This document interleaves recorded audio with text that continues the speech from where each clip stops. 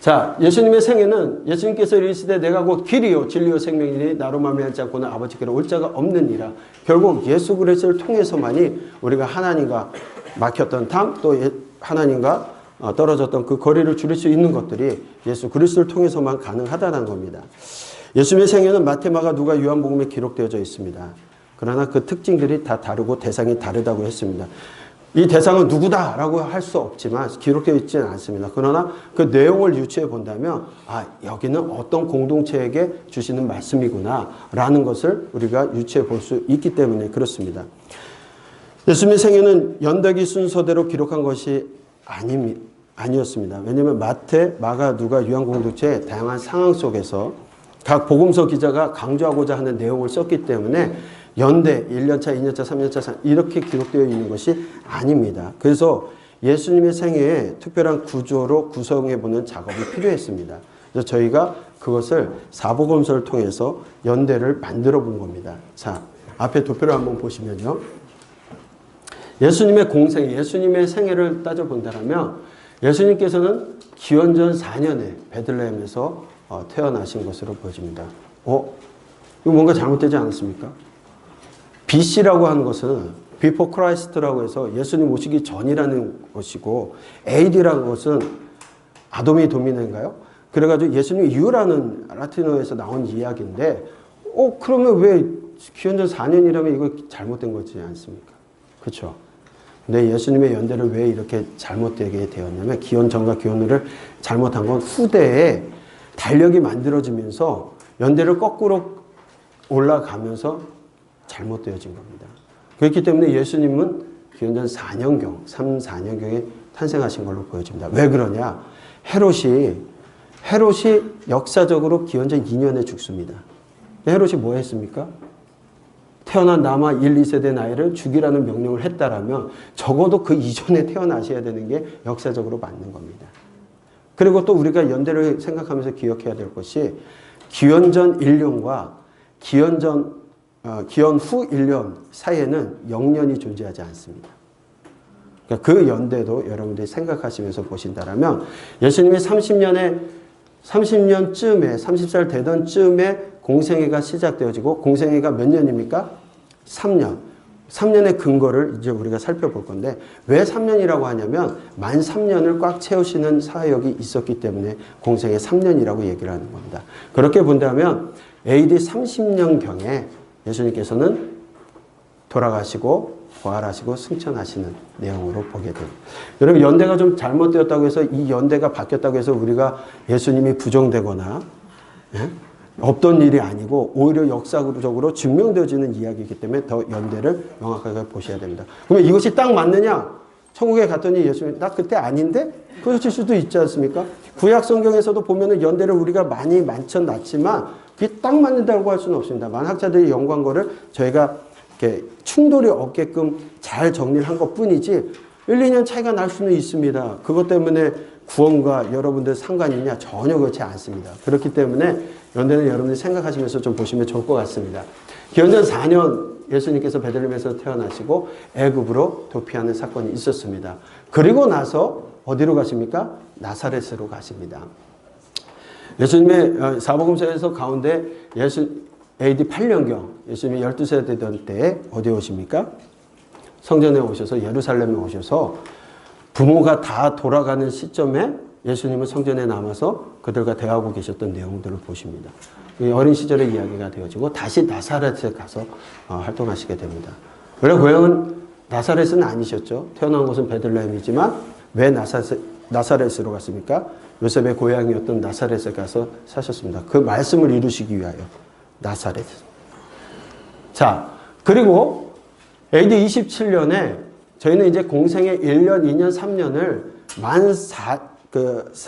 3년이라고 하는 것이 기준점이 6월절입니다. 6월절.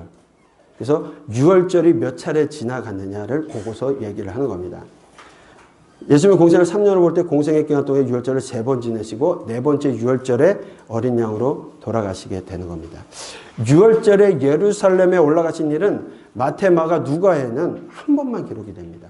그래서 마태, 마가, 누가를 보면은 예수님의 공생의 사역이 1년처럼 보여집니다.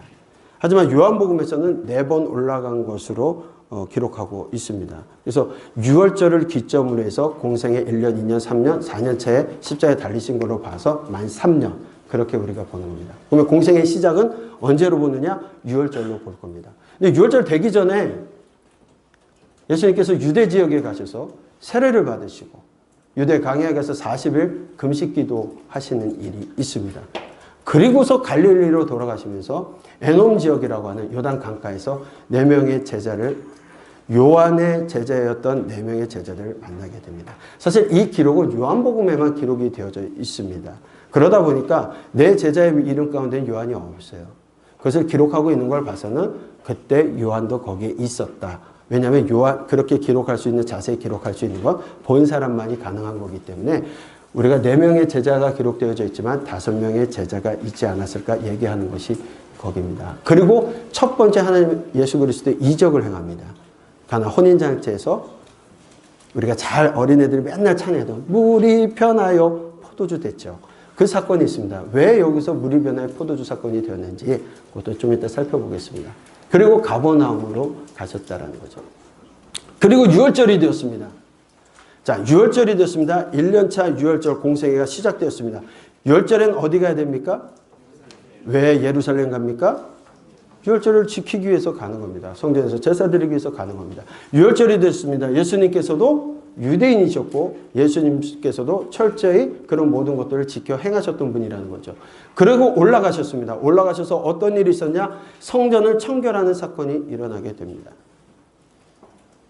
그리고 니고데모가 방문하여서 예수님께서 그 유명한 성경을 한마디로 얘기하면 뭐라고 생각하십니까? 하면 누구나 얘기하는 요한복음 3장 16절 말씀. 그 말씀이 누구와의 대화 속에서 나온 겁니까? 니고데모의 대화 속에서 말씀하고 있는 겁니다. 그 배경을 보시게 된다. 그리고 사마리아 여인을 만나시는 사건이 되어집니다. 이 6월절 예루살렘에서 8개월가량 예루살렘에서 사역하시며 이적을 행하시며 그 사건들을 보면서 니고데모가 방문하게 되어지고 그리고 다시 어디로 가십니까? 갈릴리로 가시는 길에 사마리아 길로 가시게 되는 거예요. 사실 당대에도 사마리아는 유대인들과 상종하지 않았습니다. 유대인들은 사마리아인들과 상종하지 않았습니다. 왜 안 했습니까? 어느 때의 배경이 되었습니까? 기원전 722년에 아수르에서 북이스라엘을 먼저 멸망하고 나서 그들의 정책 가운데 무엇이었냐면 통혼 정책, 이주를 시키고 섞어버리는 정책을 했습니다. 그래서 그들은 어떻게 생각했냐면 섞인 무리라고 생각했기 때문에 상종하지 않기 시작했고 그 이후에도 성전을 재건하러 왔을 때 사마리아 지역에 있었던 사람들이 성전 공사를 방해했던 모습들 여러 가지 그런 일들이 겹치고 겹쳐서 그는 상종하지 않았습니다. 자, 그렇다면 사실은 우리가 신약 배경사에서 이야기를 아마 했을 겁니다. 이미 사마리아 지역, 갈릴리 지역도 당대는 사마리아 지역이었습니다. 그런데 그 이전의 사건을 통해서 유대인들을 강제로 갈릴리 지역으로 이주시키고 그것이 유대로 통합이 되었습니다. 그러다 보니까 사마리아 지역을 거치지 않고 유대에서 갈릴리로 가야 되기 때문에 그들은 오히려 이방 땅을 거쳐서는 가도 사마리아를 통해서 가지는 않았던 일들이 있었습니다. 그래서 나중에 우리가 지도를 보면서 설명하겠지만 돌아 갑니다. 요단 강을 건너서 다시 요단 강을 건너서 넘어가는 여정을 선택했지 사마리아인들에게는 가지 않습니다. 근데 일부러 예수님께서는 사마리아로 가십니다. 유대인들은 가지 않는 길이에요. 유대인들이 예수님께서 사마리아로 갈 때 제자들도 쫓아갔겠죠. 쫓아가면서 처음 가는 길이었을 겁니다. 예. 나중에 이제 3년차 예수님께서 갈 때 사마리아에 70인을 파송하고 할 때 다급한 바리새인들이 쫓아오거든요. 그들도 평생에 한 번 그곳을 쫓아왔을 겁니다. 사마리아는 가지 않는 지역인데 가셔서 사마리아 여인을 만나서 대화하는 내용들 일단 살펴보도록 하겠습니다. 그리고 갈릴리에 와서 가나 지역을 가시고 나사렛 그리고 나사렛에서 오히려 자라신 곳에서 배척받습니다. 왜 배척받습니까? 저거 누구의 아들이고 누구의 그 형제들을 다 아는데 그렇기 때문에 거기에 더 이상 사역하시지 않으시고 이사 가십니다. 가버나움으로 이사 가시는데 그 이후에 예수님의 사역의 선교센터가 되는 곳이 가버나움입니다. 갈릴리 1차 순회 전도를 하시게 됩니다. 그리고 1년차가 마무리되어집니다. 2년 차가 되었습니다. 언제 올라가십니까? 6월절이 되었습니다. 6월절에 어디로 가십니까? 예루살렘으로 가십니다. 예루살렘에 가시는데 예루살렘에 올라가시다 보니까 베데스라는 연못에 38년 된 병자가 있었습니다. 예수님께서 38년 된 병자를 고치셨습니다. 그런데 하필이면 그날이 안식일이었습니다. 이후에 예수님께서는 일부러 안식일 날 모든 것들을 범하는 모습들을 보여주게 하십니다. 왜? 안식일을 주신 하나님의 거룩한 뜻을 알지 못하고 형식적으로 지켜가고 있는 그들에게 안식일의 참 의미가 무엇인지를 가르쳐 주시고 계셨던 겁니다. 그런데 그 일로 인해서 안식일 날 왜 고쳤냐는 이야기를 하다 보니까 하나님의 아들 되심, 하나님과 동등 되심을 얘기하다가 논쟁이 커졌습니다. 이제부터는 바리새인들조차도 사두개 예루살렘 중심의 사람들, 제사장 그룹이라든가 그런 사람, 사두개파 그 사람들에 의해서 배척당하기 시작하였고 바리새인들에 의해서도 뭔가 의심이 들기 시작하고 공격적인 일들이 그때부터 들기 시작되어진다는 겁니다. 그래서 예수님께서는 1년 차에서는 8개월씩이나 예루살렘에서 사역을 하셨지만 2년 차에서는 오래 계시지 못하고 바로 어디로 가시냐면 갈릴리로 가십니다. 갈릴리에 가셔서 12제자를 확정하십니다. 많은 무리들이 쫓아왔지만 그 가운데 12명의 제자를 완성하십니다. 그러니까 우리가 12제자가 3년의 공생애 동안에 다 쫓아다녔다 그렇게 말씀하시면 문제가 있습니다. 왜냐하면 12제자가 완성된 건 2년 차에 완성되기 때문에 그렇습니다. 예수님의 잘 아시는 산상수훈의 이야기가 2년 차에 있었던 일이고 세례 요한이 감금되는 사건, 그리고 갈릴리 2차 순회 전도하는 이야기들이 2년 차에 있었던 지역입니다. 여러분 잘 한번 생각해 보십시오. 제가 좀 이따가 지역적으로 말씀드릴 겁니다. 3년 차가 되었습니다. 6월절이 되었습니다. 어디 가셔야 됩니까? 예루살렘에 가셔야 됩니다. 그런데 이때는 이미 예수님이 예루살렘에 올라갈 수 없는 상황이 되어집니다. 아직 때가 되지 않았음에도 많은 사람들이 예수님을 죽이고자 하는 일들이 있었다는 겁니다. 그래서 올라가시지 않습니다. 그리고 갈릴리와 그 주변의 이방 땅을 두루 다니시면서 전도하는 일들이 있어지게 됩니다. 3년 차에는 몰래 예수님께서 초막절에 예루살렘에 살짝 다녀오시는 일은 있었지만 거의 이방 땅으로 가게 되신다는 겁니다. 그래서 3년 차에 오병이어 사건과 바다를 걸으시는 사건이 있었고 그 다음에 두로와 시돈 지방, 데가볼리에서의 사역, 가이사랴 빌립보, 베드로의 신앙 고백이 있었던 가이사랴 빌립보의 사건들도 이 3년 차에 있게 되어진 겁니다. 그 높은 산 헐몬산에서 예수님께서 변화하는 사건이 있었습니다. 그래서 누구를 만납니까? 모세와 엘리야. 그렇다면 거기서 그분 세 분들께서 무슨 이야기를 하셨을까요? 성경에는 없습니다. 그러나 아마도 예수님의 죽으심에 대한 이야기를 나누지 않았을까. 그런데 그때 거기서 마침 누가 보고 있었습니까? 베드로가 보고 있었습니다. 베드로 사도는 뭐라고 얘기합니까? 이곳이 좋사오니 초막셋을 짓고 이곳에서 주님과 영원히 살기를 소망하다. 사단아 물러가라. 여러분 생각해 보십시오.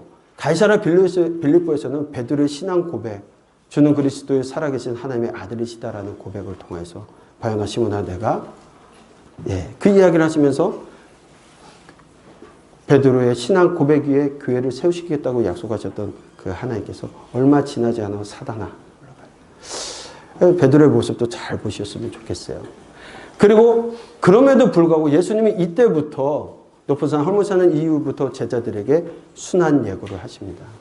예수님께서 죽으심에 대한 이야기를 하는데 그런 상황 속에서도 갈릴리에 내려왔을 때는 제자들은 무슨 얘기를 하고 있었냐면 야, 누가 크냐? 네가 크냐? 내가 크냐? 왜 그럴까요? 예수님께서 예루살렘에 올라가시면 뭔가 대단한 일들이 벌어질 것을 생각을 한 겁니다. 예수님께서 뭔가 쿠데타를 일으키고 왕권을 차지하시면 그 위치에 나는 자의정, 우의정 이런 생각들을 혼자 자신들의 생각을 갖고 있었던 겁니다. 예수님은 순환을 예고하시고 말씀하시는데 그들의 생각에는 내가 크냐 네가 크냐. 자, 그리고서는 예수님께서 사마리아로 내려가시면서 70인의 제자를 파송하여 전도하는 일들이 있어지게 되고 유대 베레아 지역으로 가시게 됩니다. 초막절에 잠시 원래 예루살렘을 다녀오시고요. 유대 베레아에서는 마리아 마르다 그리고 그 마리아 마르다의 동생이었던 나사로를 살리는 사건이 있었습니다. 죽은 자가 살아난 사건으로 인해서 이제는 예수님은 모든 사람들의 공공의 적이 되었고 죽임의 대상이 되어지는 모습들을 보게 되어집니다. 그리고 여리고 삭개오의 이야기가 이곳에 나오게 되고 이제 4년차 유월절이 되었습니다.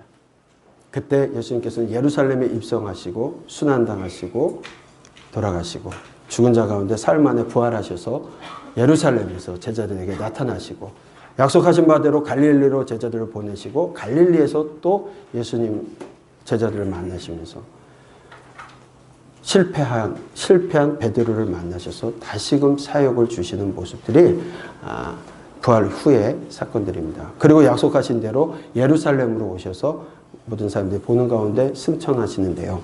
이것이 예수님의 생애 전체를 한번 본 내용입니다. 자, 우리가 예수님의 공생애 이전을 한번 보시면 베들레헴에서 나시고 애굽에 가셨다가 나사렛으로 가십니다. 12살 때 예루살렘에 오셨다가 그 다음에 또 나사렛으로 가십니다. 그리고 공생애 준비 기간 가운데 무엇을 하셨습니까? 유대 지역에 오셔서 세례 받으시고 40일간 금식하던 일이 있었고 올라가시면서 갈릴리 지역에서 가나 혼인잔치 에놈 지역에서 제자들을 만나시는 이야기들을 하게 됩니다. 그리고 유월절이 되었습니다. 어디 가셨습니까? 예루살렘에서 8개월간 사역하시고 나머지 4개월 갈릴리에서 사역하시게 됩니다. 또 유월절이 되었습니다. 2년차 예루살렘에 올라가십니다. 올라가셨지만 38년 된 병자 문제로 인해서 아들 논쟁이 생기게 되고 그로 인해서 오래 있지 아니하고 바로 내려오셔서 갈릴리로 가십니다. 갈릴리에서 사역을 오랫동안 하시면서 12제자를 완성하시는 것이 2년차였습니다. 3년차였습니다. 예루살렘에 올라가십니까? 못 올라가십니까? 못 올라가십니다. 그래서 갈릴리 그리고 이방 지역을 두루 다니시고 다시 갈릴리로 오시고 그 다음에 사마리아를 통해서 유대 베레아에서 사역하시다가 4년차 유월절에 공생애 3년 만 채우셨을 때 예루살렘에 가시고 그 다음에 부활하신 후에 갈릴리로 가셨다가 다시 예루살렘 오셔서 승천하신다. 지역적으로 보면 오르고 내리고 오르고 내리고 오르고 내리고 위아래만 하시다가 이제 올라가시는 거죠. 그런 내용들을 여러분들이 전체적으로 볼 수가 있습니다.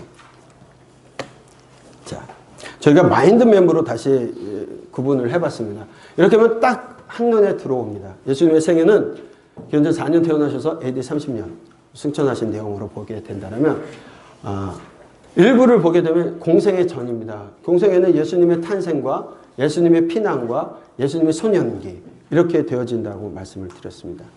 그리고 예수님의 생애 공생애입니다. 공생애는 공생애 준비와 1년차, 2년차, 3년차가 있습니다. 공생애 준비 기간에는 유대 지역에서 준비하시는 것 다시 말씀 안 드려도 아시죠? 그 다음에 갈릴리에서 준비하시는 일들이 있었습니다. 그리고 공생애 1년차가 되었습니다. 예루살렘에 올라가셨고 다시 갈릴리 사역을 하시게 됩니다. 그 다음 공생애 2년차가 됐습니다. 예루살렘에서 1년차 했던 8개월, 갈릴리에서 4개월 사역하셨는데 2년차에는 예루살렘에서 얼마 계시지 못하고 내려오시게 됩니다. 그리고 모든 시간을 갈릴리에서 사역하시게 됩니다. 공생애 3년차가 되었습니다. 예루살렘에 올라가셔야 되는데 가시지 못하고 갈릴리에서 사역하시고 유대 베레아 지역, 그러니까 이방 지역까지도 다 사역하시는 일들을 하시게 됩니다. 그리고 다시 예루살렘 사역하십니다. 예수님께서 부활하셨습니다. 예루살렘 사역하시고 갈릴리 사역하시고 다시 예루살렘에서 승천하시는 내용이 전체 예수님의 생애입니다. 여러분 예수님의 생애는 여러분들이 너무나 예수님에 대한 이야기는 잘 알고 계세요. 교회를 오래 다닌 연차만큼 예수님에 대한 이야기, 스토리는 너무나 잘 압니다. 그런데 이 이야기가 1년차 때의 사건인지 2년차의 사건인지 3년차의 사건인지 그게 구슬이 깨지지 않았던 것뿐입니다. 그래서 그것을 지금 깨어드리고 있기 때문에 여러분들이 이 내용을 가지시고 살펴보신다면 이 전체적인 게 1년차 사역이다, 2년차 사역이다, 3년차 사역이라는 것을 보다 더 정확하게 보실 수 있을 것 같습니다. 전체 보기입니다. 똑같은 이야기를 반복적으로 하고 그림을 다르게 해서 표를 만들었습니다. 그렇죠? 공생애 전입니다. 탄생, 피난, 소년기. 그 다음에 공생애는 공생애 준비와 1년차, 2년차, 3년차 그리고 부활 후에 예루살렘, 갈릴리, 예루살렘 사역입니다. 공생애 전에는 베들레헴에서 탄생하십니다. 그리고 애굽으로 피난 가셨다가 다시 갈릴리 나사렛으로 돌아오셔서 어린 시절을 보내시게 됩니다. 공생애 이거 안 찍으셔도 될 것 같아요. 다 나눠드리니까요. 공생애는 공생의 준비 1년차, 2년차, 3년차 동안 유대, 예루살렘, 갈릴리, 베레아, 이방 지역을 왔다 갔다 하시면서 사역하셨다. 자, 공생의 준비는 유대 지역에서 내려가서 사역을 준비하십니다. 그리고 다시 갈릴리로 오시는데 유대 에논 지역에서 세례를 받으신 것으로 보여지고요. 유대 광야에서 40일 동안 금식하고 기도하면서 시험을 받으십니다. 그리고 세례 요한의 집회에 들려서서 보라 세상 죄를 지고 가는 하나님의 어린 양이로다. 자, 세상 죄를 지고 가는 하나님의 어린 양, 어디서 들은 이야기입니까? 레위기에서 아사셀 염소를 다른 표현으로 한다면 어린 양입니다. 그래서 예수 그리스도께서 온 인류의 죄를 지고서 가시는 어린 양이라고 표현을 하고 있습니다. 요한이 그렇게 증언합니다. 그랬더니 그 제자였던 안드레와 베드로와 빌립과 나다네엘이 제자가 되어지게 됩니다. 거기에 요한이 포함되면 5명의 제자가 예수님의 제자로 부름을 받게 됩니다. 이것은 요한복음에만 기록이 되어져 있습니다. 그리고 요한의 제자였던 이들과 갈릴리 가나 혼인잔치에 참석하셨다가 물을 포도주로 변하는 그 사건을 경험하게 됩니다. 왜 그걸 하셨냐? 그 5명의 제자가 예수님이 누구신지를 깨닫게 하기 위해서 그랬다라고 되어져 있습니다. 그리고 가버나움으로 가십니다. 가버나움은 남북 지역을 잇는 교통 유충지였습니다. 선교의 초점이 기지가 되어지는 것도 사실은 좋은 이유가 될 겁니다. 예수님께서 이미 선지자의 예언처럼 나사렛에서 배척을 받으실 걸 아시고 사역의 중심을 가버나움으로 옮기셔서 사역 준비를 하는 것으로 보여집니다.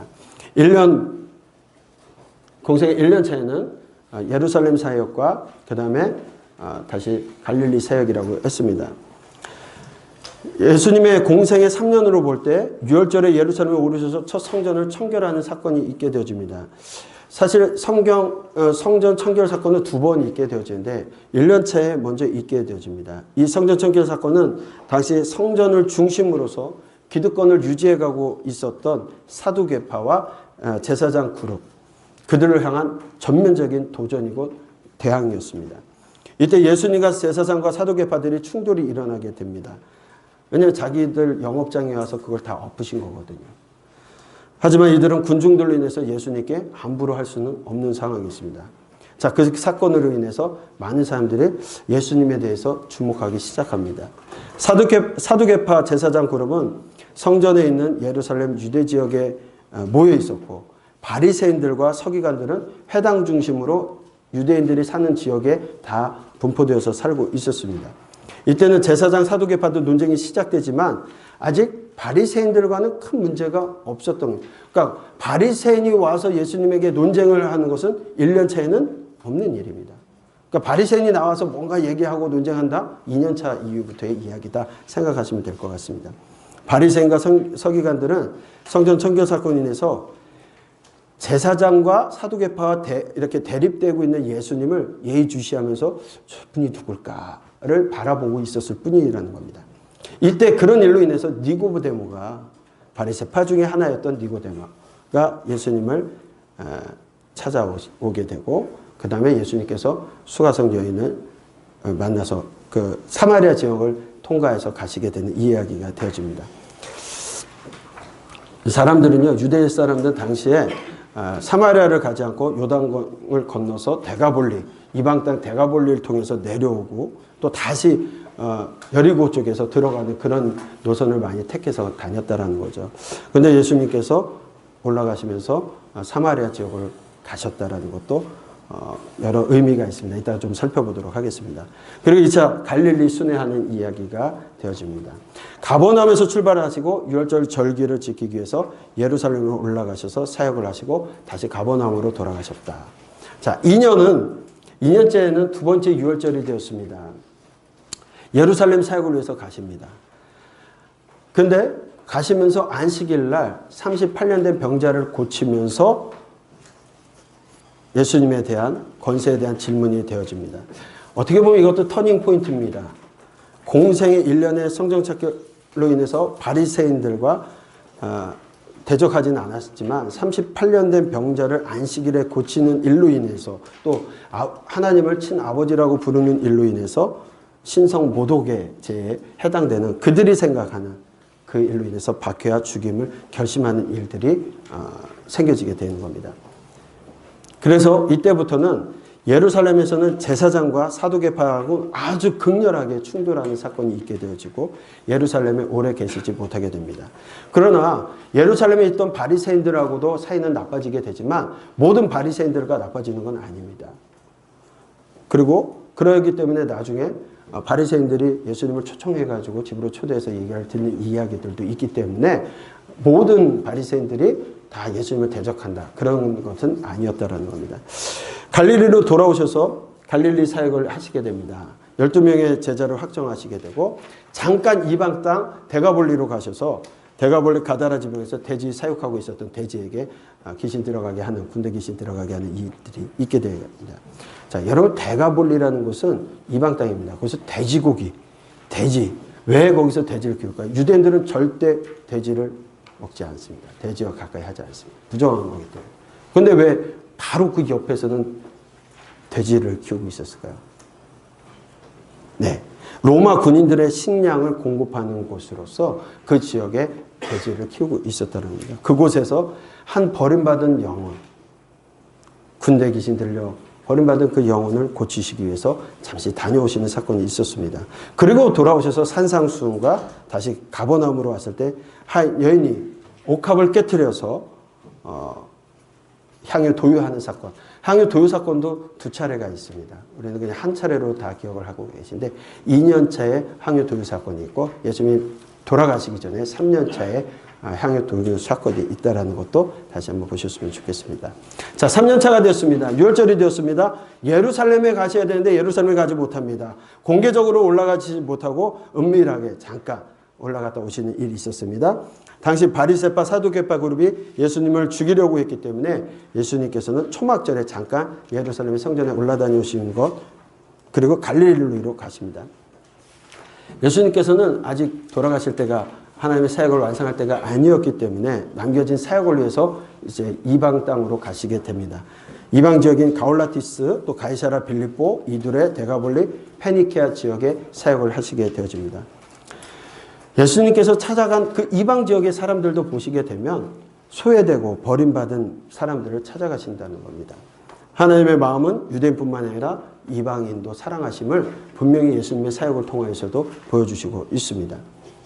그리고 유대 지역으로 오시고 베레아 사역을 하시게 되는데 갈릴리 동편 베세다에서 오병이어의 사건이 있게 되어지고 베드로의 고향이었던 그곳에서 오병이어의 사건이 있게 되고 바다 위를 건너시게 되는 이야기, 또 장로들의 유전을 책망하시는 이야기, 두로와 시돈에 가셔서 스루보니게 여인의 귀신 들린 딸을 고치시는 이야기들이 되어지고 있습니다.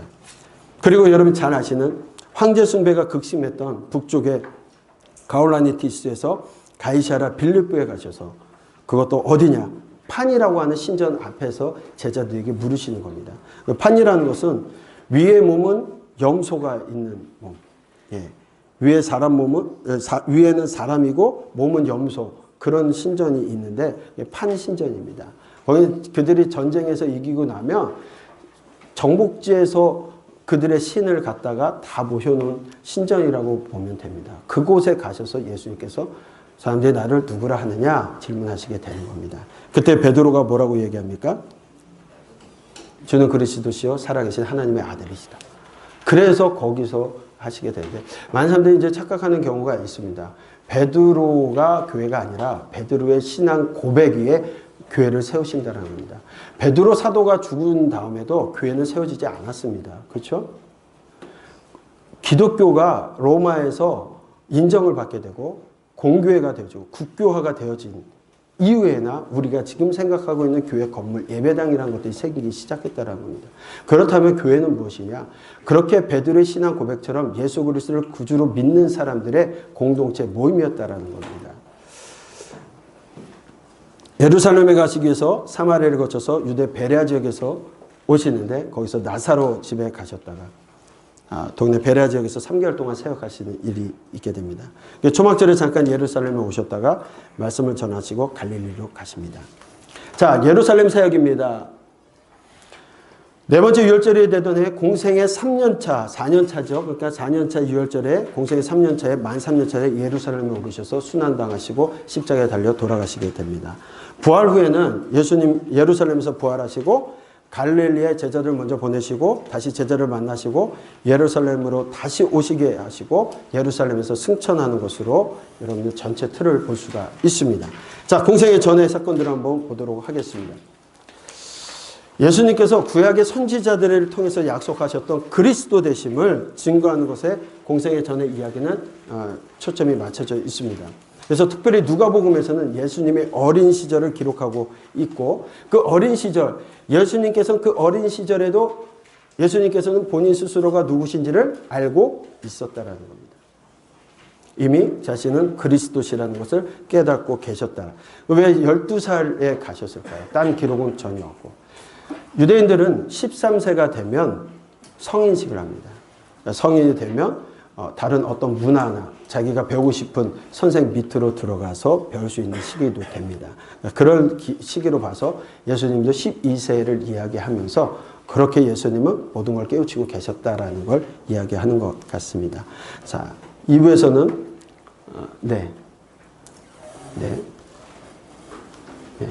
공생의 준비입니다.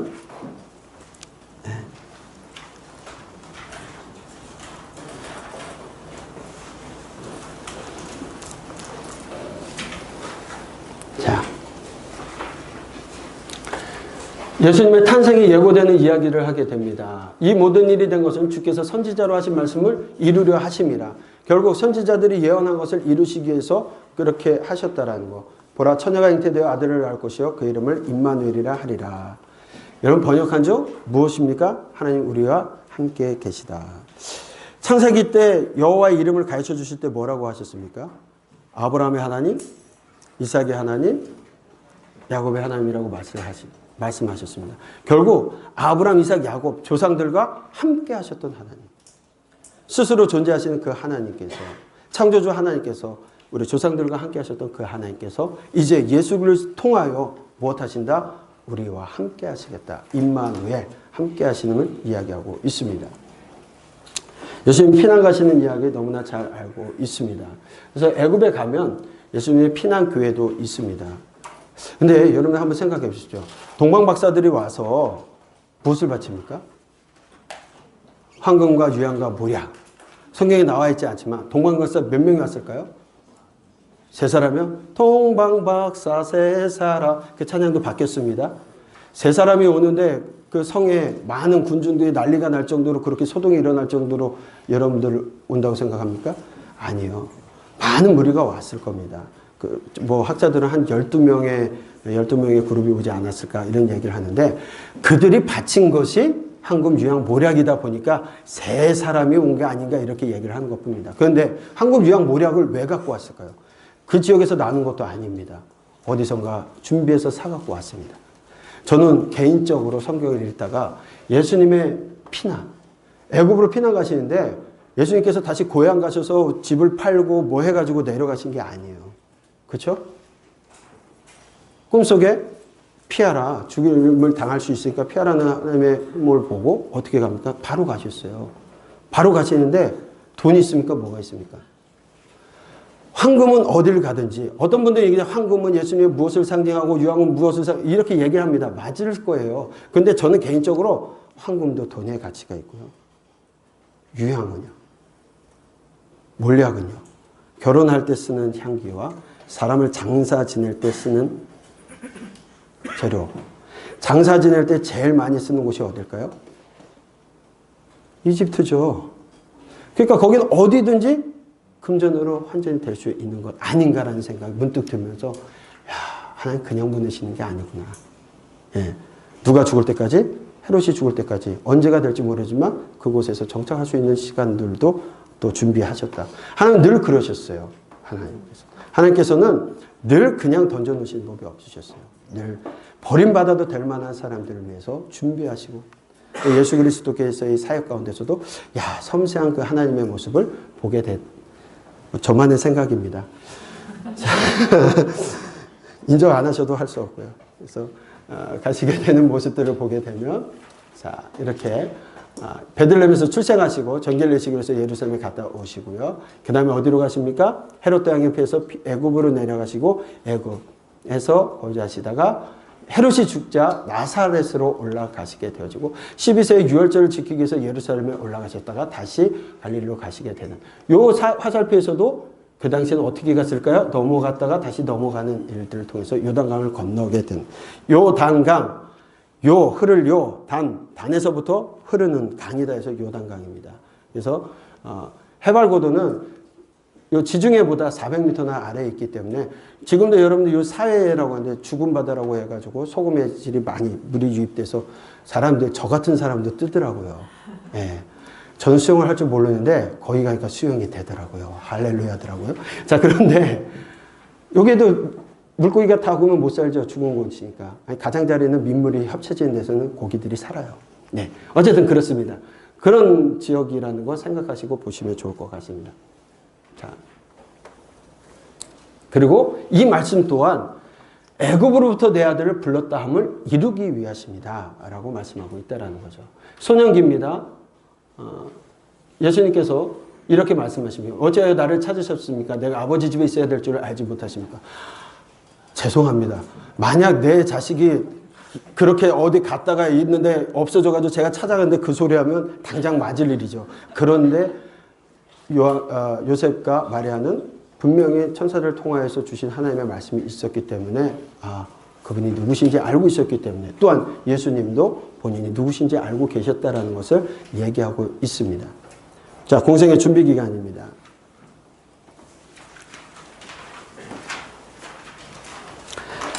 예수님께서 공생의 시작을 위해서 세례 요한에게 세례 받으신 이유로 보지 않고 저희는 어디로 봤다고 했습니까? 6월절, 네 번의 6월절로 해서 그 이전을 공생의 준비 기간으로 저희는 본다고 했습니다. 그래서 예루살렘에 오르시기 이전까지 행적으로 보고 있습니다.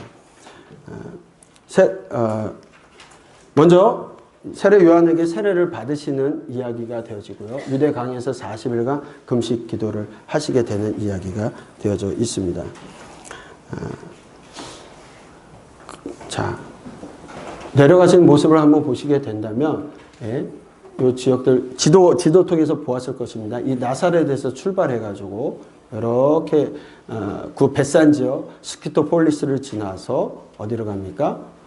살림 에논 지역, 구약에는 기록이 없지만 이 지역이 아닐까 싶습니다. 여기서 이렇게 넘어가서 베다니 쪽으로 해서 예루살렘에 올라가는 코스를 유대인들이 사용하고 있었다. 그래서 17을 통해서 예루살렘을 가는 그 코스로 사람들이 다니면서 이 사마리아 지역은 통과하지 않는 것을 기본적으로 하셨는데 예수님께서도 이 지역을 쫓아서 올라가셨던 것으로 보여집니다.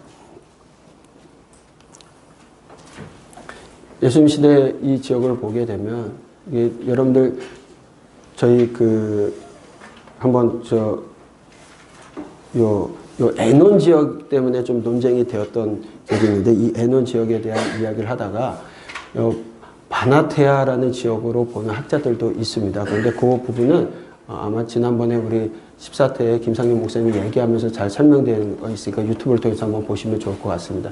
요 지역이라고 얘기할 수가 없다라는 거 말씀을 드리고 저희는 요 아랫부분으로 생각을 하고 있다.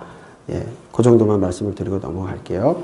공생의 준비는 나사렛에서 요단강가에 가서 세례를 받으시고 유대 강에서 40일 금식하시는 이야기가 먼저 되어져 있습니다. 그리고 올라가시다가 세례 요한의 집에서 네 제자, 저희는 5명의 제자라고 말씀드리는데 그 제자들을 만나시게 됩니다. 안드레아, 베드로와 빌립과 나다네엘을 만나시고 거기서 제자 삼으셨다. 그리고 함께 움직이시는 모습들을 보게 되는데 요한도 거기에 포함이 되었을 것으로 본다라고 말씀을 드렸습니다. 두 번째는 이제 가나 혼인 잔치입니다. 네.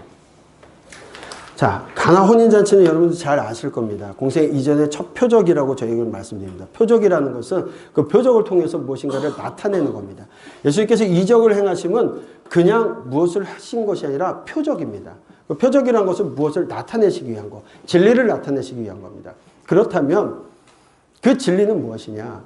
예수님께서 가나 혼인잔치를 통하여서 물이 포도주로 변하는 사건을 통해서 예수님의 제자, 지금 선택되었던 5명의 제자들이 예수님이 누구신지를 믿게 되었다라는 겁니다.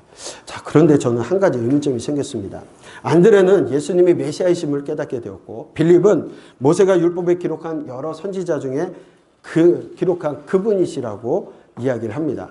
나다니엘은 예수님은 하나님의 아들이시죠. 이스라엘의 임금님을 증언하는 모습들을 보게 되어지는데, 자, 여러분들 물이 변화에 포도주 되는 사건을 보게 되면 잘 아는 내용입니다. 그런데 한번 생각을 해보십시오. 포도주 잔이 비었습니다. 그럼 보통적으로는 어디에다가 물을 채워야 맞습니까? 포도주 잔에 채우고 포도주를 만드셔야 되는데, 예수님은 왜 하필이면 정결례를 위해서 사람들이 음식을 먹거나 뭘 할 때 깨끗하게 정결례를 통해서 씻을 물통, 거기에다 물을 채우라고 하셨을까요? 성경에는 없습니다. 혼자 생각을 해봤습니다. 아, 예수 그리스도를 통해서 우리가 깨끗게 되는 구원의 힘을 나타내시는 표적이구나. 아무도 가르쳐주지 않지만 저는 그렇게 혼자 생각을 해봤습니다.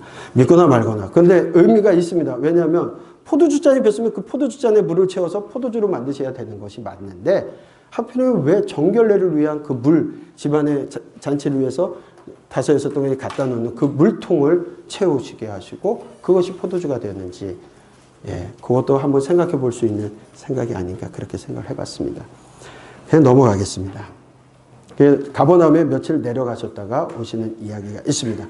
자, 경로를 다시 한번 생각해 보십시오. 나사렛에서 스키토폴리스 구약 벳산을 지나 요단 서편 중앙 지점에서 살림과 에논을 지나 요단을 건넙니다. 그리고 요단을 건너서 동편 야복강을 또 건너게 되고 다시 베다니에 도착해서 요단을 건너서 베다니로 오게 됩니다. 코스가 쉽지 않은 코스입니다. 왜냐하면 해안길도 있고 여러 길이 있었지 않습니까? 그런데 왜 못 갑니까? 사마리아인들이 거기 있었기 때문에 그렇다는 겁니다. 그리고 광야에서 40일 금식하시고 사탄의 시험을 이기시고 다시 여리고로 도착하셔서 오셨던 길을 되돌아서 에논으로 가시고 5명의 제자를 만나시고 나사렛으로 가시고 가나 혼인잔치가 있어지게 되고 가버나움에 도착하셨던 이야기가 공생의 준비 기간에 있었다는 겁니다. 공생의 1년 차입니다. 예수님께서 유월절이 되셨습니다. 공생의 1년 차에 성전에 올라가십니다. 가버나움에서 예루살렘, 사마리아, 갈릴리, 나사렛, 가버나움, 갈릴리 일제순회 사역, 전체적인 공생의 1년 차의 이야기가 되어지게 될 겁니다. 자, 성전을 청결하게 하시는 사건이 나오게 됩니다.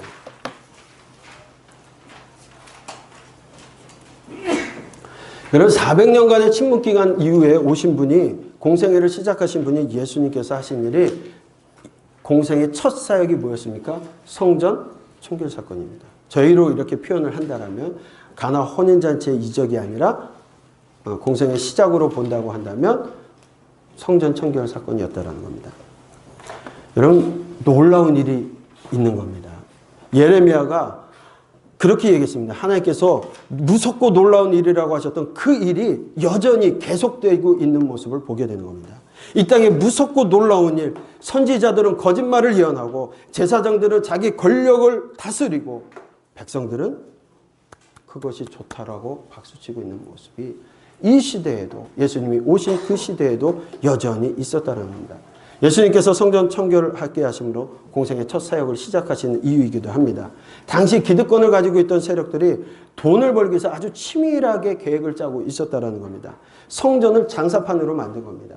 성전은 만인이 기도하는 곳이고 하나님께 예배하는 곳인데 그곳을 가지고 특별한 기득권층들이 돈을 모으는 수단으로 사용하고 있었다는 겁니다. 돈을 주고 로마로부터 제사장권을 샀던 그 대제사장 안나스가 자신이 돈을 주고 샀기 때문에 투자한 만큼 뽑으려고 하는 생각을 갖게 되는 겁니다. 그러기 위해서 무엇을 만드냐? 제사용품 전매청을 만든 겁니다. 여러분, 제사 드릴 때 무엇을 드려야 됩니까? 재물을 드려야 됩니다. 동물들을 드려야 되는데 흠 있는 것은 드릴 수 있습니까? 없습니다. 정결한 걸 드려야 됩니다.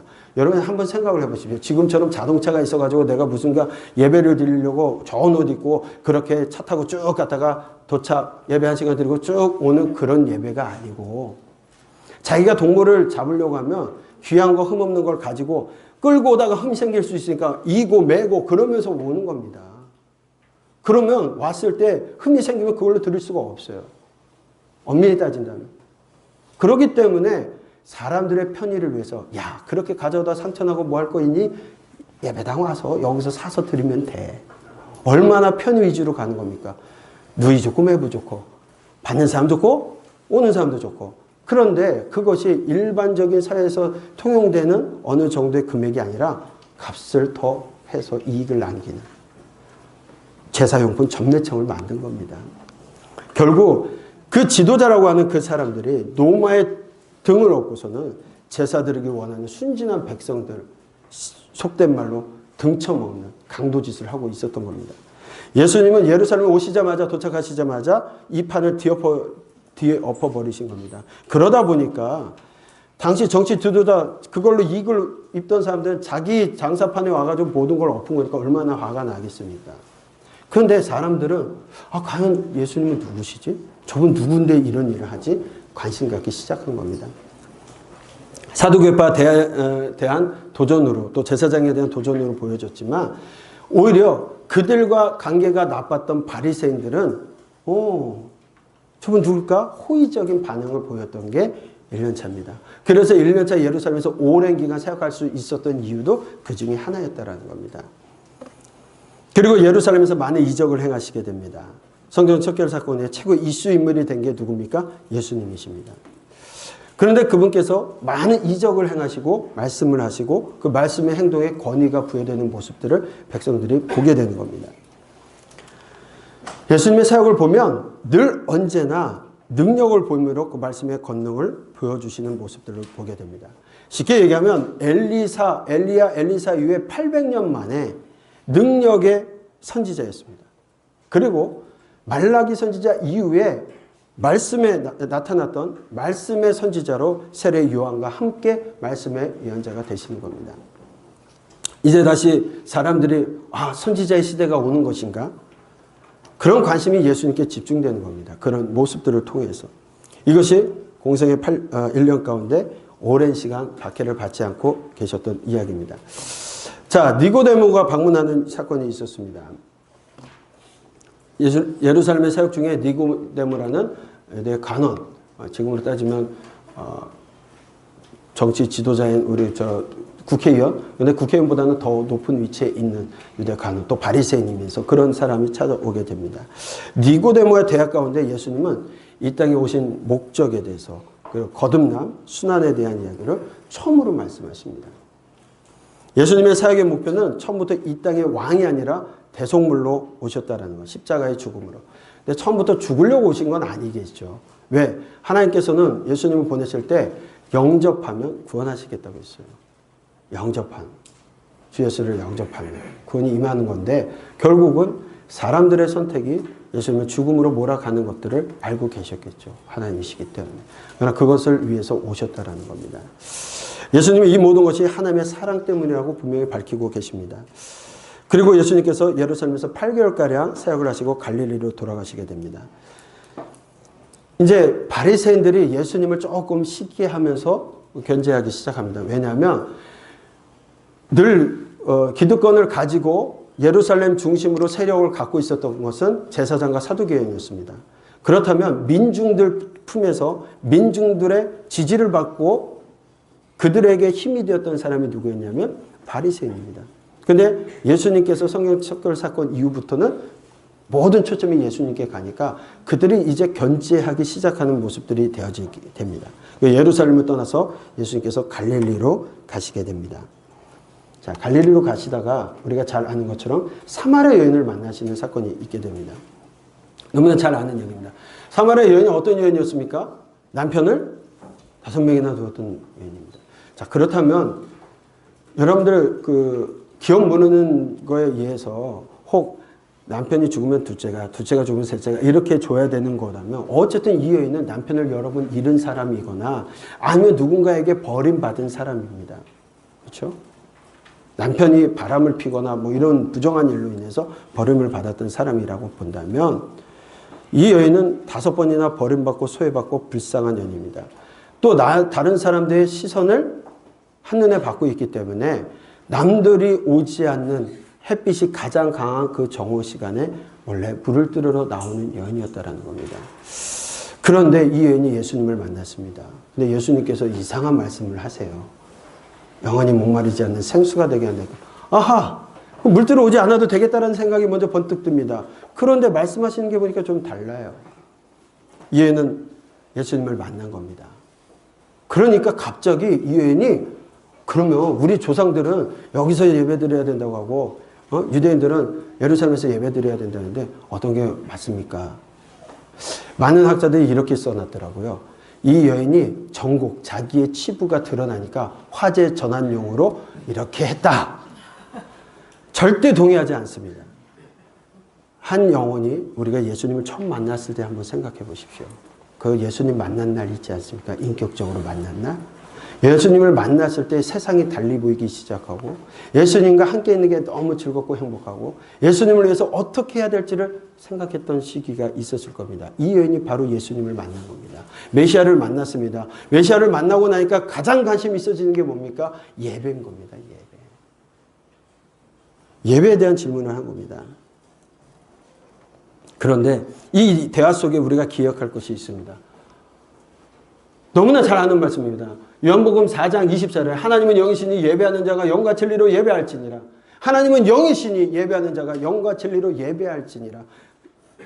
지금 이렇게 얘기되어 있습니다만 예 버전을 보면 어떻게 되어 있습니까? 신령과 진정으로 예배할지니라. 여러분 신령과 진정으로 예배하는 것이 무엇입니까? 최선을 다해서 하나님을 찬양하고 뛰고 저는 그렇게 생각을 했었습니다. 열심으로 노력해서 드리는 거 그게 신령과 진정 아닌가. 근데 영과 진리로 예배할지라고 말씀하십니다. 영이 무엇입니까? 성령입니다. 예배는 성령 받은 자가 성령 안에서 드려지는 겁니다. 무엇으로 예배드리는 겁니까? 진리입니다. 하나님 말씀에 의해서 드려지는 겁니다. 많은 사람들이 예배한다고 합니다. 많은 사람들이 예배한다고 합니다. 그러나 예배한다고 해서 예배드리는 것이 아니라는 거예요. 하나님께서 그 이전의 말씀을 보십시오. 아버지께 참되게 예배하는 자들은 영과 진리로 예배할 때가 오나니 곧 이때라. 아버지께서는 자기에게 이렇게 예배하는 자를 찾으시느니라. 예배한다고 하고 있는 그 사람들이 아니라 하나님께서는 참으로 예배하는 자, 그것이 영과 진리로 예배하는 자, 그들을 오늘도 찾고 계시다라는 말씀을 하고 계십니다. 하나님께서는 예배자를 찾으십니다. 예배한다고 해서 예배자만이 하나님께서 받으시는 예배를 드릴 수 있는 겁니다. 우리가 말씀대로 드렸다고 예배가 아닙니다. 예배 드렸다고 예배가 아닙니다. 정성을 다했다고 예배가 아닙니다. 율법대로 정성대로 드렸다면 바리새인만큼 드리는 사람이 없습니다. 훨씬 우리보다 예배 철저하게 잘 드립니다. 여러분 우리는 지금 편한 의자에 앉아서 1시간 예배 드리고 뭔가 다 한 것처럼 가지 않습니다. 그들의 제사는 어떤 건지 아십니까? 우리 그렇게 거룩한 모습 아닙니다. 피가 튀기고 살이 타는 냄새를 맡아가면서 드려지는 예배였어요. 하지만 진리와 영으로 드리지 않는다면 구약의 이스라엘 사람들도 그렇게 예배했는데 하나님 예배하지 않았다고 말씀하시잖아요. 진리의 사람, 영의 사람이 아니면 예배자가 되지 못합니다. 하나님은 진리의 사람, 성령의 사람이 되어야만 예배할 수 있다라는 겁니다. 하나님은 우리가 예배한다고 해서 이 자리에 임재하시고 오시는 것이 아니라 예배하는 자, 영과 진리로 예배하는 자를 찾아서 오신다라는 사실을 우리는 기억해야 할 겁니다.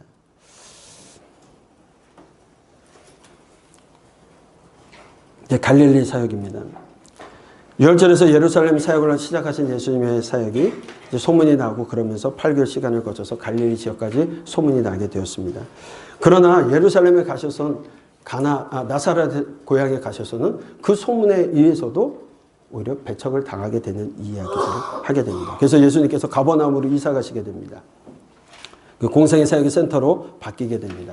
공생의 1년의 사역은 예루살렘과 갈릴리 지역에서 누구를 대상으로 하셨습니까?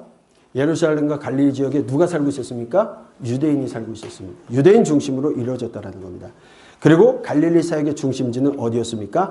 나사렛이 아닌 가버나움이었다는 것 기억하시면 좋겠습니다. 공생의 1년 차에 제자들이 형성이 되었습니다. 베드로, 안드레, 빌립, 나다넬 그리고 요한이 있다라고 말씀드렸고 야고보와 마지막으로 마태가 제자가 되어진다라는 것. 세리 마태가 제자가 되었습니다.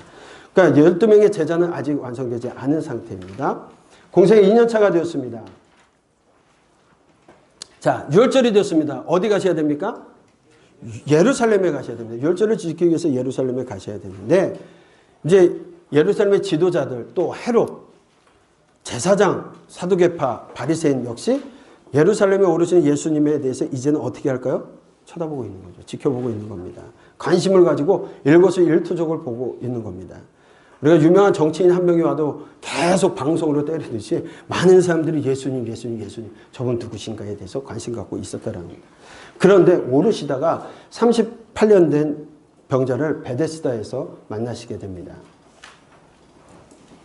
자, 이 일에 대해서 예수님이 바리새인들과 적대시되는 첫 논쟁이 일어나게 되는데 여러분 38년의 병자가 베데스다에 있었던 이유가 뭡니까?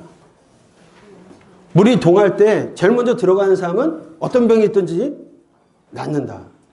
그거 누가 정한 겁니까? 많은 사람들이 그게 하나님이 하신 것처럼 얘기하는데 절대 하나님의 사역이 아닙니다. 그런 전설이 있었기에 사람들이 거기에 모여 있었던 거지 하나님께서 이거 말이 안 되는 이야기죠. 그런데 38년 된 병자라는 것은 이 사람이 얼마 동안 거기에 와 있는지는 모르겠지만 38년 동안 병이 있는 거동 못하는 사람이에요. 그의 마음에 그런 전설을 가지고 거기에 와 있는데 물이 동할 때 들어가고 싶지만 조금 더 건강한 사람들이 먼저 뛰어 들어가니까 이 사람 마음에는 계속 피해적인 마음을 갖고 있었던 거예요. 예수님께서 그를 안식일날 고치셨습니다. 자, 이게 안식일날 고치신 게 문제가 되어집니다. 왜 문제가 됩니까? 안식일의 주인이 누구십니까? 하나님이십니다. 예수님이십니다. 병든 자, 생명을 위해서 생명, 38년 동안 그렇게 누워있던 사람을 깨우시고 일으키셨다면 그것이 그를 회복시키는 안식의 가장 중요한 일을 하신 건데 사람의 눈으로 봤을 때는 형식적인 안식일이 더 중요했다고 보는 겁니다. 그래서 그걸로 인해서 논쟁이 시작되어지고 아들의 논쟁. 그러면서 더 이상 예수님께서 예루살렘에 계시지 못하게 되어지고 갈릴리로 돌아가시는 사건이 있게 되어집니다. 이제 바리새인들은 예수님의 가장 큰 대적자 그룹이 되어지기도 합니다. 그래서 공생의 2년에서 3년까지는 예루살렘에 올라가시기 전까지는 이 제사장 그룹과 사두개파 논쟁은 없습니다. 1년 차이는 있었지만 2년 차이는 가시지 않았기 때문에 3년 차에도 안 올라가시기 때문에 이제 마지막 때는 있을 수 있겠지만 그렇다면 나머지 그 기간 동안에는 누구와의 논쟁이겠습니까? 바리새인들과 이 이야기입니다. 자, 이때부터 바리새인들이 예수님을 쫓아다니면서 논쟁하기 시작하는 일들이 있어지게 되는 것들 여러분 이야기 되어집니다. 사실 예수님께서도 그냥 넘어가시지 않았어요. 예수님께서도 아들의 첫 논쟁에 대해서 말씀하실 때 바리새인들에게 하나님을 사랑하는 것이 너희 속에 없음을 알았노라. 모세를 믿었더라면 또 나를 믿었으니 그가 내게 대하여 기록하였습니다. 그러므로 그 글도 믿지 아니하거든 어찌 내 말을 믿겠느냐 하신. 결국 바리새인들은 늘 자부심을 갖고 있었던 거예요. 민중들의 지도자이면서 그들은 하나님 앞에 예배의 전문가로서 위임받고 있었던 겁니다. 오늘날로 따지면 예배 전문가 목회자들입니다. 그런데 어떤 사람들이 와서 목사님 아니시네 이런 것보다 더한 치욕적인 일을 얘기를 한 겁니다. 큰 모욕적인 겁니다. 그런데 예수님의 비판이 그 바리새인 전체를 얘기하는 것이 아니라 그들의 형식주의를 이야기했다라는 것. 그래서 이 모든 바리새인들이 그 당시부터 예수님을 적대한 것은 아니었다라고 말씀을 드렸습니다. 여전히 바리새인들 가운데는 예수님이 누구신지에 대한 궁금증을 가지고 있는 사람들 있었고 그 가르침에 공감하는 사람들도 있었습니다. 그래서 예수님을 집으로 초대하여서 그 가르침을 받기도 하는 사람들도 있었다라는 겁니다. 이런 관계가 공생의 3년 차에 오르실 때까지 지속적으로 되고 있다라는 거 여러분 생각하시면 되겠습니다. 그럼에도 불구하고 이 안식일 논쟁으로 인해서 바리새인들이 예수님을 죽이고자 하는 일들이 생기기 시작했다라는 것, 예루살렘 상황이 악화돼서 더 이상 계시지 못하고 올라가시게 되는 사건들이 여기에 있었습니다. 갈릴리 사역입니다. 12제자로 확정하시고 산상순하시고 세례 요한이 질문하는 이야기들이 되어지고 있습니다. 자, 생각해 보십시오. 여러분 구약의 이스라엘 사람들 하나님에 대해서 안다라고 얘기했습니다. 하나님을 사랑한다고 얘기했습니다. 그들 예배에 열심이었습니다. 그런데 하나님께서 보내신 선지자를 죽입니다. 하나님께서 그들이 판단하십니다. 하나님을 모른다. 예수님이 판단하십니다. 하나님을 모른다. 신약의 바리새인들 하나님을 안다고 얘기합니다. 하나님을 사랑한다고 얘기합니다. 철저히 율법을 준수하고 준행합니다. 말씀까지 암송하면서 살아가는 사람입니다. 그런데 예수님을 죽입니다. 현대의 그리스도인들 하나님을 안다고 얘기합니다. 하나님을 사랑한다고 얘기합니다. 그래서 신앙적으로 열심으로 교회 다니면서 생활합니다. 예수님의 평가 뭐라 말씀하실까요? 예수님 하나님을 모른다고 말씀하십니다. 하나님을 사랑하지도 않는다라고 말씀하십니다. 하나님을 알고 하나님을 사랑하냐고 물으십니다.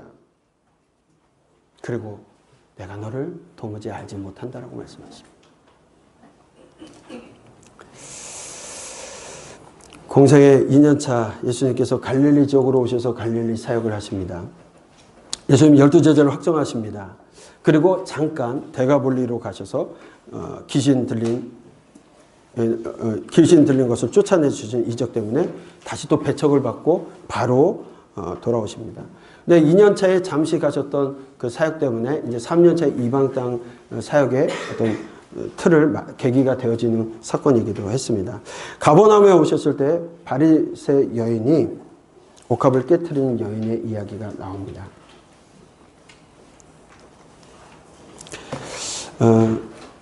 그 결론이 예수님이 죽으심을 준비하는 이야기가 아니라 주님께 대한 감사함으로 행한 사건이었던 것입니다. 그래서 여러분들 바리새 여인이 드린 옥합을 깨트린 이야기는 2년 차에 있었던 것이고 베다니 마리아가 옥합을 깨트렸던 이야기는 3년 차 예수님의 십자가의 순환 바로 직전의 이야기입니다. 그 이야기의 결론은 아무도 예수님의 죽음을 알지 못하는 와중에 오직 그 여인 한 명이 준비했다라는 이야기로 결론되어진다라면 반면에 누가복음 7장 37절에 이 바리새인 집에 초대됐을 때 죄 지은 한 여자가 찾아온 사건을 기록하고 있는데 시간적으로 본다라면 누가복음 사건은 공생의 2년차 갈릴리 사역 가운데 있었던 이야기로 보시면 됩니다. 그렇기 때문에 마테마가 요한복음의 사건과는 전혀 다른 사건이었음을 우리가 기억할 수 있습니다.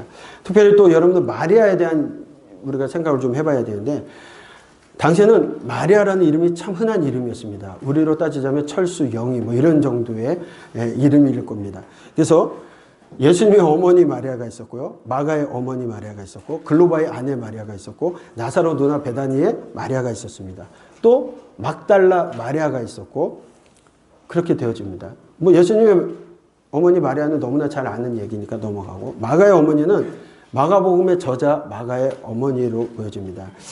그래서 예수님을 따르던 제자들이 많은 무리가 모일 때 마가의 어머니의 집에서 모인 것으로 보여지고 있고 베드로가 천사에 의해서 감옥에서 구출된 다음에 간 집도 마가의 어머니 집이 아닌가 그렇게 보고 있습니다. 글로바의 아내는 작은 야고보라고 하고 요셉의 어머니였던 마리아입니다. 요한복음에서는 그 마리아가 그 예수님의 어머니 마리아 이모지간으로 보이는 것처럼 보이지만 확실치는 않습니다.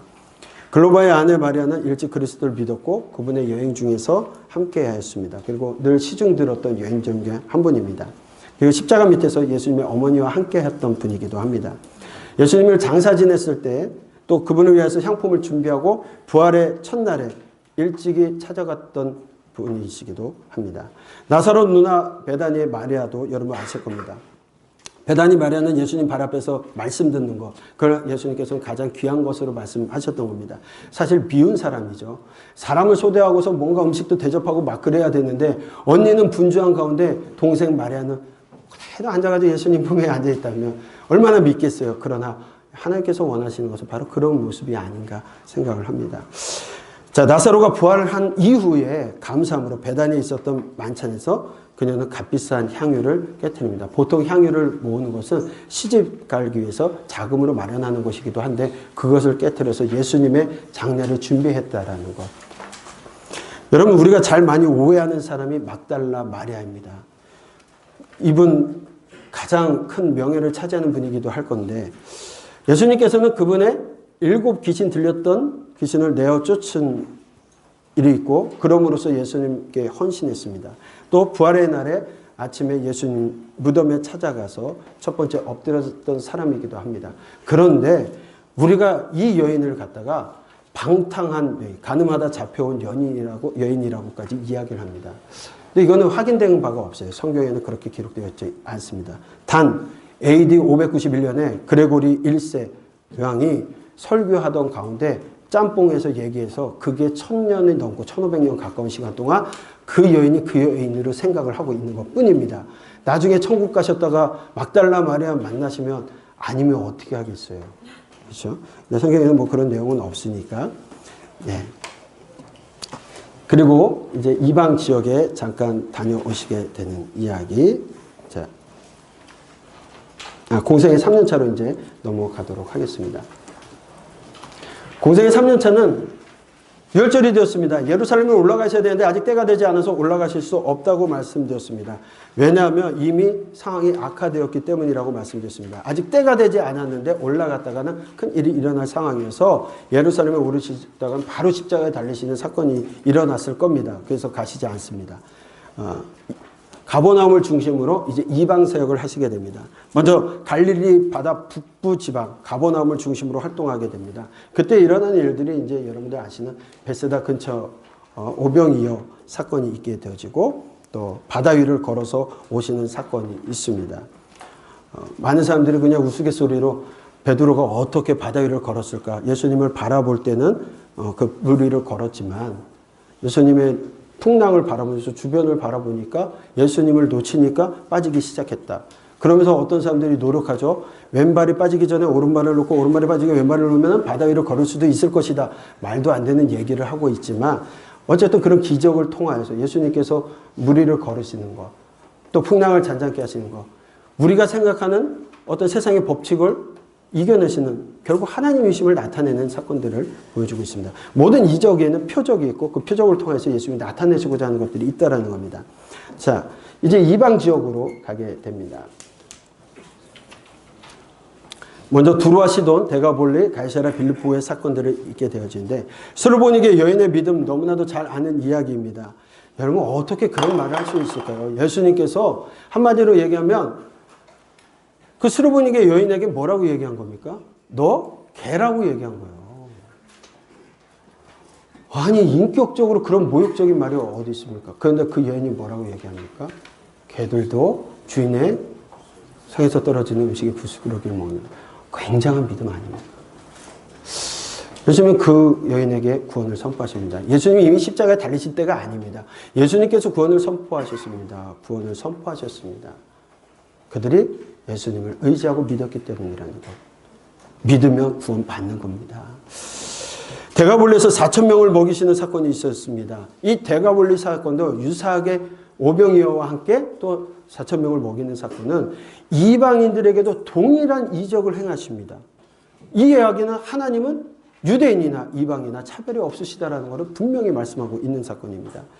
가이사랴 빌립보에서 가울라니티스 가우사랴 빌립보에서 예수님이 나는 누구냐는 질문 속에 베드로가 뭐라고 얘기합니까? 계속 말씀을 드렸습니다. 그 믿음의 고백 위에 교회가 세워졌다라는 것 여러분 한번 잘 생각해 보시면 좋을 것 같습니다. 그리고 높은 산에 대한 이야기를 하는데 변화산을 갔다가 가울라니티스 헐몬산으로 보는 견해가 있고요. 반면에 가이사랴 빌립보에서 6일 거리에 있다는 것으로 인해서 갈릴리 호수 남서쪽에 있지 않은 다볼산으로 보는 견해들도 있습니다. 어쨌든 높은 산에서 변모의 모습을 보이셨다라는 것. 그러면서 예수님은 아마도 죽음에 대한 준비들을 이제 본격적으로 하고 계시지 않았나. 그런데 갈릴리로 돌아와 보니까 제자들이 뭘 하고 있습니까? 제자 간에 누가 큰지에 대한 싸움이 일어나고 있는 겁니다. 이제 갈릴리로 돌아오셔서는 예수님께서는 그 제자들에게 제자 훈련에 더욱더 집중하십니다. 가이사랴 빌립보 신앙 고백 이후에는 예수님께서 순환과 고난, 십자가에 대한 예언을 지속적으로 하시게 됩니다. 십자가에 대해서 이야기하고 있는데 제자들은 누가 크냐에 관심을 갖고 있었다는 겁니다. 그런데 예수님께서 뭐라고 말씀하십니까?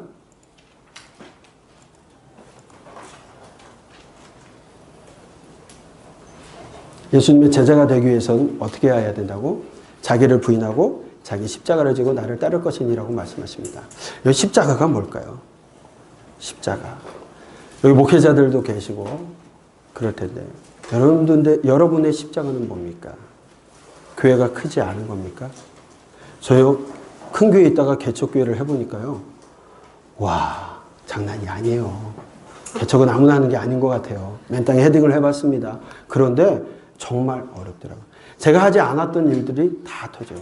전기부터 수도부터 고장나면 누가 해야 됩니까? 제가 해야 돼요. 물론 저는 전문가적인 것들이 있었기 때문에 직장생활 하면서 해왔기 때문에 좀 익숙합니다만 한 번은 겨울에 수도가 터져가지고 완전히 물바다가 됐어요. 그걸 추운 겨울에 얼어 터져가지고 그렇게 된 거를 갖다 물을 퍼내는데 그때는 왜 생각을 못하고 다 바켓으로 빼냈는지 모르지만 야, 눈물 나더라고요. 내가 왜 뭐 하고 있는 건가? 자, 그게 나의 십자가인가? 때로는 하나님의 일에 대해서 최선을 다해서 열심으로 살아간다고 하는데 늘 건강에 걱정을 하고 있는 내 모습을 보면서 나의 십자가는 다른 사람에 비해 여러분 겉으로 보여지는 제 모습은 뭐라고요? 예. 골리앗? 처음엔 골리앗 얘기하다가 네피림이라고 하지만 그렇지만 늘 저는 걱정이 있거든요. 건강치 않은 모습 때문에 늘 걱정, 어딜 가도 걱정하는 것들이 있습니다. 그런 것들이 나의 십자가인가? 여러분들의 십자가는 뭡니까? 남들과 비교해서 작은 교회가 여러분들의 십자가입니까?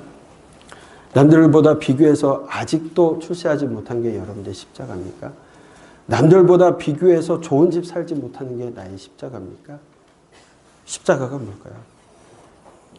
16장 24절에 마태복음에서 분명히 말씀하십니다. 나를 따라오려거든 자기를 부인하고 자기 십자가를 지고 나를 따를 것이니라. 당시 십자가가 무엇인지를 생각해 보신다면 기억해 보십시오. 당시 십자가라는 것은 사형틀입니다. 죽음을 의미하는 겁니다. 제자들에게 말씀하신 게 자, 고난은 내가 받을 테니까 너희들 영광을 위해서 살아가라가 아니었습니다. 너희들이 나의 제자가 되려면 너희 십자가를, 너희들을 부정하고 너희 십자가를 지고 나를 따를 것이라고 얘기합니다. 누가 얘기하는 것처럼 자기 비움, 내려놓음이 아닙니다. 죽은 것입니다. 비우는 것은 스님들도 하셔요. 크리스찬은 믿음의 사람이라면 내려놓는 것이 아니라 비우는 것이 아니라 죽었음을 인정하고 가는 겁니다. 죽은 사람들이 무슨 걱정거리가 있어요? 성공하지 않은 것이 죽음보다 더한 일입니까? 조금 남들보다 고난받고 있는 것이, 건강에 염려되는 것이, 아픔이 있는 것이 죽음보다 더한 것입니까? 당시 십자가는 죽으라는 겁니다. 예수님께서는 죽으라고 말씀하시는데 제자들은 누가 크냐를 생각하고 있습니다. 머지않아 미래에 영광의 자리에 예수님이 앉으실 때 내가 생각하는 순임의 김을 통해서 누군가가 예수님을 따라다니다 보면 아, 저걸 통해서 무엇인가 얻겠지.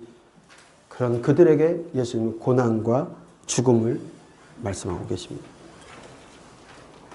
이 이야기가 1년차 얘기도 아닙니다.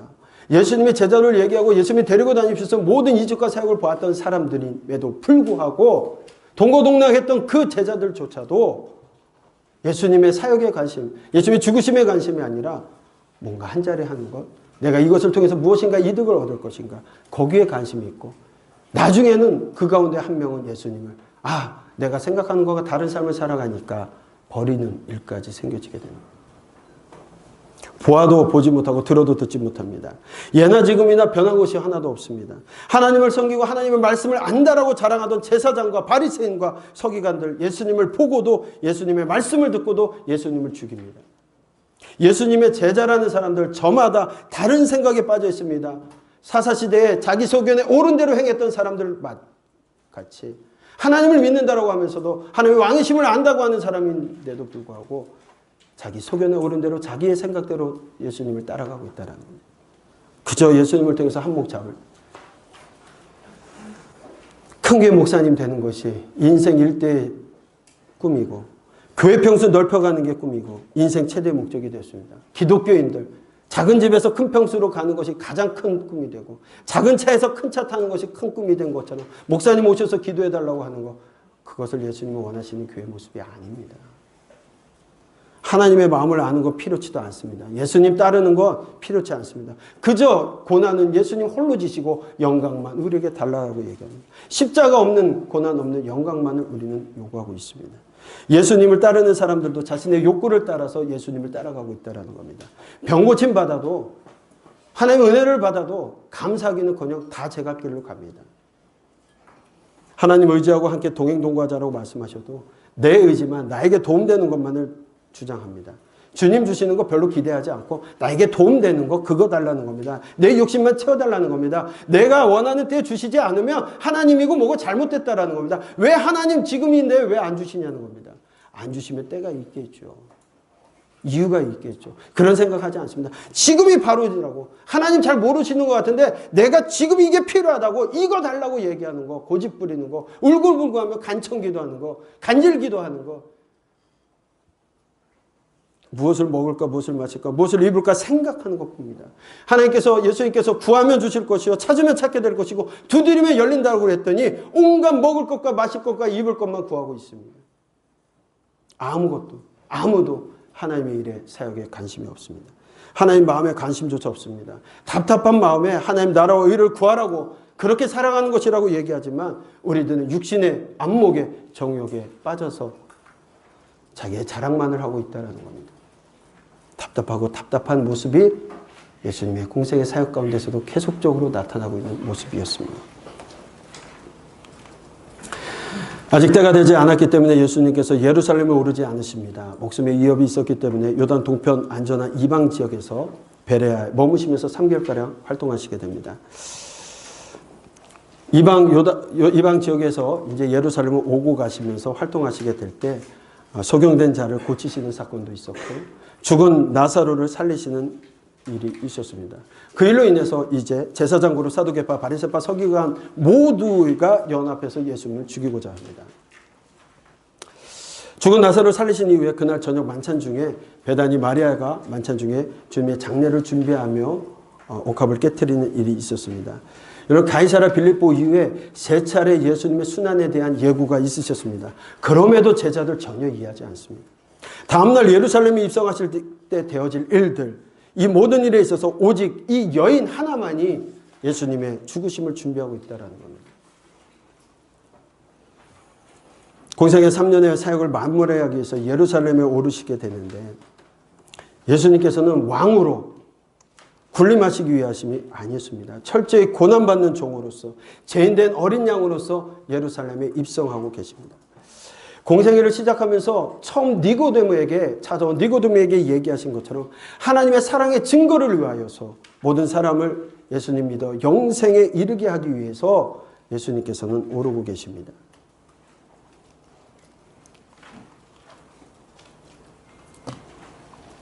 이 모든 사건들 날개 타고 예루살렘에 입성합니다. 호산나 다윗의 자손이요 어서 오십시오 환영하는 인파들 속에 제자들이 얼마나 어깨가 으쓱해졌을까요? 예수님의 죽음에 대한 이야기를 생각하고 막달라 마리아는 옥합을 깨트리며 예수님의 장례를 준비하는 그 시점도 잘 모르고 저거 왜 깨트려가지고 돈을 낭비하나, 저거 팔아서 가난한 사람을 나눠주면 얼마나 좋을 텐데 라는 무지한 생각들을 하고 있는 것. 두 번째 성전 숙청 사건이 월요일날 있게 되어집니다. 예수님이 첫 사역 가운데 1년 차에서 업고 가셨음에도 불구하고 그들은 변화가 없습니다. 다시 장사 속을 이유해서 살아가고 있는 모습들. 절대로 알지 못합니다. 하나님을. 무화과 나무를 저주하는 사건이 있었고 또 화요일에 종교 지도자들이 마지막 질문 공세 그리고 이에 대한 예수님의 답변 감난산에서의 제자를 가르치는 사건이 있었습니다. 목요일 유월절 만찬 그리고 잡히시고 베드로의 배반하는 모습. 세 차례에 걸쳐서 베드로가 배반합니다. 사실 어떻게 보면 베드로 사도는요. 여러분 이건 제 생각입니다. 가룟 유다는요. 예수님 팔 생각을 했을 때 사단이 들어가서 팔 생각을 했다고 말씀합니다. 물론 맞습니다. 나쁜 놈이죠. 예수님을 스승을 하나님을 팔았으니까. 그런데 그는 예수님을 죽이고자 한 거 아닐지도 몰라요. 저분이 예수님이다 그 한마디였습니다. 그런데 그것이 사단이 들어간 일이라고 했어요. 자, 그 죄가 큽니까? 예수님은 모릅니다. 욕하면서 모릅니다. 저주까지 하면서 모른다라고 강조하는 그 3번의 사건은 사실 베드로에게 큰 사건입니다. 그런데 왜 베드로는 교회 수장이라고 하는 그 위치까지 가게 되고 가룟 유다는 죽을까요? 가룟 유다에게는 그의 선택입니다. 하나님 분명히 회개하고 돌이켰다면 가룟 유다도 용서하실 하나님이세요. 그는 자살로서 자기 생을 마감하며 하나님께 씻을 수 없는 저주의 모습으로 살아갑니다. 훗날 베드로는 회개합니다. 그리고 십자가에 거꾸로 달려 죽기까지 하나님의 사역을 감당하는, 하나님께서는 여전히 끝까지 우리를 버리지 아니하시고 돌아오기만 한다라면 용서하시는 그런 하나님이신 걸 이해해야 합니다. 예수님 마지막 사역을 위해서 오르셨지만 아무도 그것을 이해하는 사람이 없었습니다. 저마다 자신 보고 싶어하는 것만 보고 있습니다. 환영하는 인파 속에서 우쭐하는 제자들의 모습을 통해서 듣고 싶은 것만 듣습니다. 보고 싶은 것만 보습니다. 우리들도 그래요. 똑같은 설교를 듣고도 자기가 듣고 싶은 것만 듣고 이해한 걸로만 얘기하는 모습도 너무나 많이 봤습니다. 똑같은 성경을 보고도 자기에게 유익한 것, 유리한 것만 딱 메모해가지고 요절요절 외웁니다. 요절요절 하다가 요절나는 수가 있습니다. 하나님의 뜻이 무엇인지를 깨닫고 하나님의 마음을 시원케 하는 삶을 살아야 되는데 그러지 않는 모습이라는 겁니다. 그들 역시 예수님의 말씀을 순한 이야기를 지속적으로 하시지만 깨닫지 못했습니다. 종려나무 가지를 흔들면서 하는 군중 가운데 들떠있는 제자들 그랬습니다. 오직 베다니 마리아 여인만이 예수님께 향유를 버리고 예수님의 장례를 준비할 뿐이었습니다. 마지막 전날 예수님께서 그런 그들을 보시면서 자신의 영을 주시겠다고까지 말씀합니다. 이제껏 3년 동안 가르치시고 2년 가까이 가르치셨는데 여전히 예수님의 마음을 이해하는 사람은 제자가 없습니다. 여전히 그들의 마음은 헛된 것에 가 있다는 겁니다. 한 자리 차지할 생각만 합니다. 그런데 그들을 책망하셔도 모자랄 그들에게 하나님의 사랑의 모습을, 예수님의 사랑의 마음을 전하십니다. 내가 내 영을 부어줄 것이다. 내 영을 보내줄 것이라. 사랑을 베십니다. 내가 너에게 내 영도 주겠다. 그가 너희 안에서 보고 듣고 깨닫게 해주겠다라고. 이해하지 못하고 깨닫지 못하니까 아예 내 영을 주시겠다라고 말씀하시는 겁니다. 그렇지만 어찌된 일인지 사람들은 성령께서 보고 듣고 깨닫게 해주시는 것 거기엔 관심이 없습니다. 그저 성령의 은사, 능력에만 관심이 있습니다. 성령에 통하여서 하나님의 사랑을 깨닫고 알고 그렇게 순종해 가는 것 거기에는 전혀 관심이 없습니다. 깨닫어야 될 텐데 하나님의 사랑을 더욱더 알고 하나님 원하시는 대로 우리가 살아가야 될 텐데 거기에 관심이 없습니다. 성령 받으면 성공한다라고 얘기합니다. 좋은 대학 가기 위해서 성령 받으라고까지 얘기합니다. 목회 성공하려면 성령의 은사와 능력이 나타나야 된다라고까지 이야기합니다. 마치 성령님을 물건 취급합니다. 아이들 게임의 장난감처럼 아이템처럼 생각합니다. 그저 그 아이템 하나 취득하고 있으면 만사 형통하는 부적처럼 여깁니다. 마치 과거 하나님의 임재의 상징이었던 언약궤만 있으면 승리할 거라 생각해서 언약궤만 끌고 나오는 그런 모습이 오늘날 우리들 가운데 당시의 사람들에게도 있었다는 겁니다. 하지만 그렇지 않습니다. 가르쳐도 안 되고 들어도 안 되고 보아도 안 되니까 영을 보내주시겠다는 겁니다. 듣고 깨닫게 하시겠다는 겁니다. 여호와 하나님께서 누구신지, 예수 그리스도는 누구신지, 그 하나님의 마음이 무엇인지, 하나님의 사랑이 무엇인지를 깨달으라고 말씀하시는 겁니다. 금요일 빌라도 재판 가운데 십자가에 달려 돌아가십니다. 예수님께서 고난의 종으로 세상 죄를 지는 어린 양이 되셔서 죽으셨습니다. 예수님의 생애는 예루살렘을 향해서 유대를 향하여 이방인들을 향하여 그리고 세상 사람들을 향하여 그들을 위해서 일하시고 살아가셨습니다. 그리고 홀로 십자가 지셨습니다. 그리고 모든 것을 다 이루셨습니다. 그 길은 사랑의 길이었고 생명의 길이었습니다.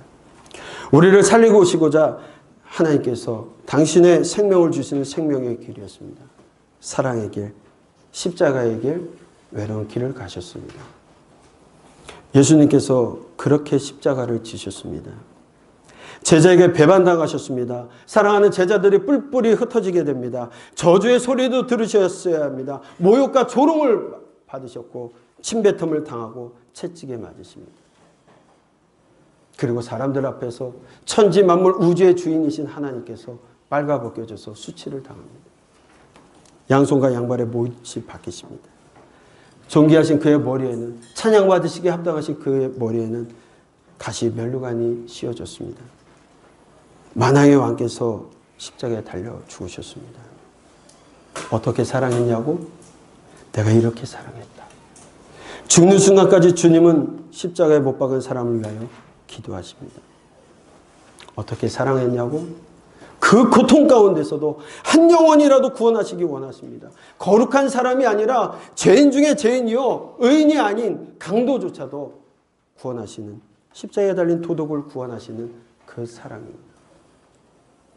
어떻게 사랑했냐고?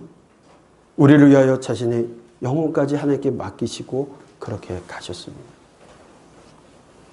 이처럼 사랑하셨습니다. 요한복음 13장 1절에 보면 유월절 전에 예수께서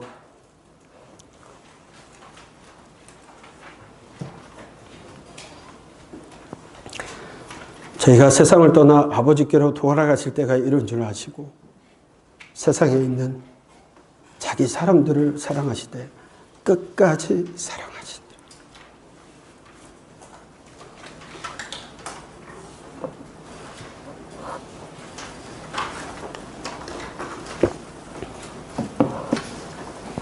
우리가 이 사랑을 어떻게 표현할 수 있겠습니까? 그 크신 하나님의 사랑 어찌 말로 다 할 수 있겠습니까? 하늘을 두루마리 삼고 바다를 먹물 삼은들 그 하나님의 사랑을 우리가 다 표현할 수 있겠습니까? 같이 한번 우리 찬양했으면 좋겠습니다.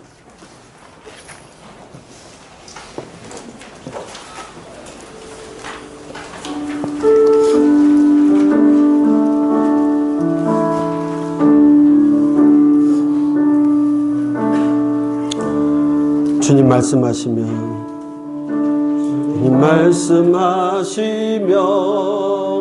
내가 나가리라.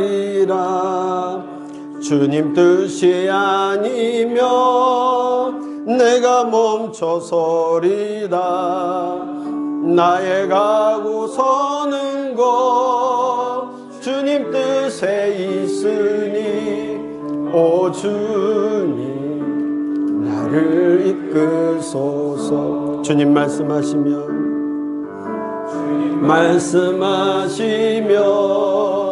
내가 나가리라. 주님 뜻이 아니면 내가 멈춰서리라. 나의 가고 서는 것 주님 뜻에 있으니 오 주님 나를 이끄소서. 뜻하신 그곳에 나 있기 원합니다. 이끄시는 대로 순종하며 살리니 연약한 내 영혼 통하여 일하소서. 주님 나라와 그 뜻을 위하여 뜻하신 그곳에 나 이끄기 원합니다. 이끄시는 대로 순종하며 살리니 연약한 내 영혼 통하여 일하소서. 주님 나라와 그 뜻을 위하여 오 주님 나를 이끄소서. 예수님께서는 아버지께로 돌아가실 때가 이르자 자신들의 제자들, 자신들의 사람을 끝까지 사랑하셨습니다. 부활하신 예수님께서는 실패하고 낙담한 베드로를 찾아가 물으십니다. 네가 나를 사랑하느냐?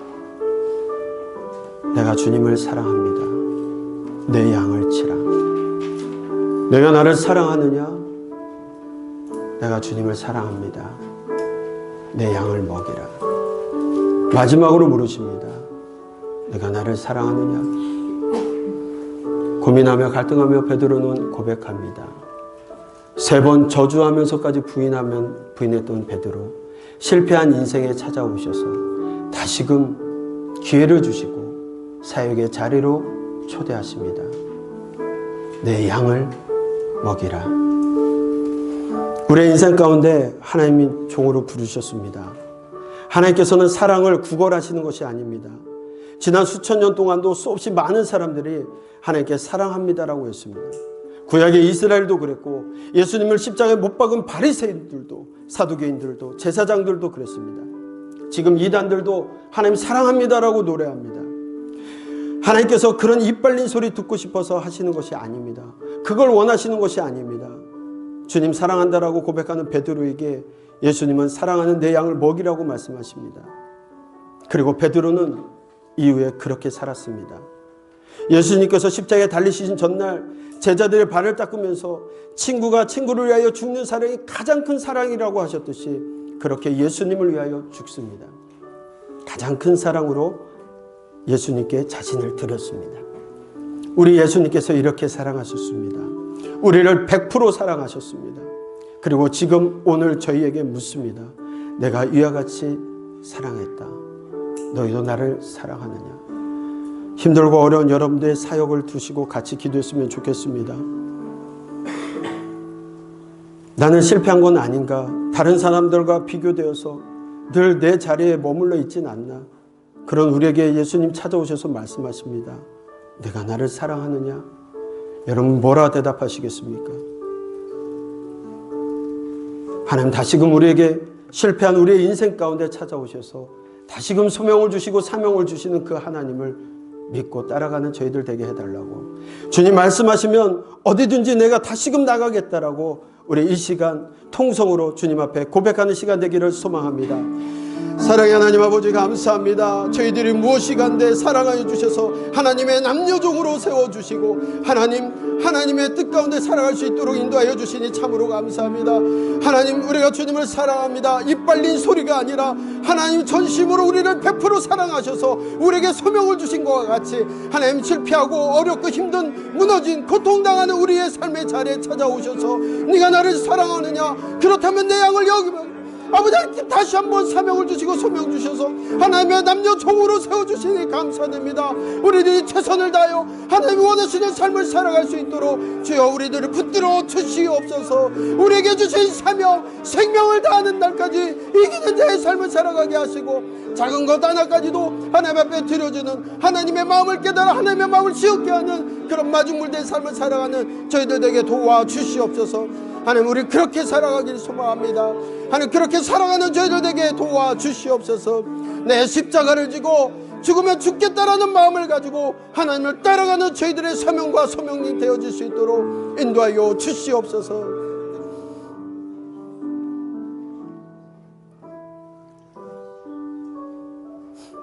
주님 사랑합니다. 주님께서 우리를 100% 사랑하셨기에 오늘 이 시간까지 우리를 인도하여 주시고 하나님의 남녀종으로 세워주심을 믿고 감사드립니다.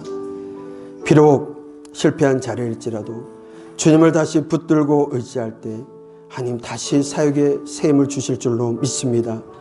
하나님 그 주님을 믿고 의지하며 나가며 달려갈 길 다 달려가 마지막